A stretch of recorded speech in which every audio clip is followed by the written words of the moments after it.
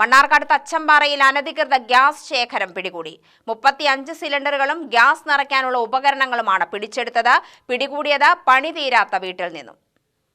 Mannarkkad taluk supply ഓഫീസർക്ക് ലഭിച്ച രഹസ്യ വിവരത്തെ തുടർന്നാണ് പരിശോധന നടത്തിയത്. സംഘം എത്തുമ്പോൾ വാഹനത്തിൽ സിലിണ്ടറുകൾ നിറച്ച് നിർത്തിയ നിലയിലായിരുന്നു. ഗാർഹിക ആവശ്യങ്ങൾക്ക് ഉപയോഗിക്കുന്ന HP-യുടെ 25 സിലിണ്ടറുകളും 4 വാണിജ്യ സിലിണ്ടറുകളും ഭാരത് ഗ്യാസിന്റെ 8 സിലിണ്ടറുകളും 20 കിലോയുടെ 1 സിലിണ്ടറുമാണ് പിടിച്ചെടുത്തത്. 4 കാലി സിലിണ്ടറുകളും പിടിച്ചെടുത്തു.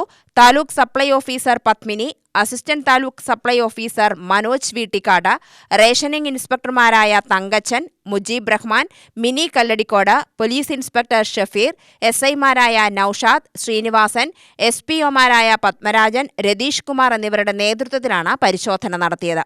പിടിച്ചെടുത്ത സിലിണ്ടറുകളും മറ്റു ഉപകരണങ്ങളും പോലീസിന് കൈമാറി. തുടർ നടപടി സ്വീകരിക്കാനായി പോലീസിന് പരാതി നൽകിയതായി അസിസ്റ്റന്റ് TSO മനോജ് വീട്ടിക്കാട് പറഞ്ഞു.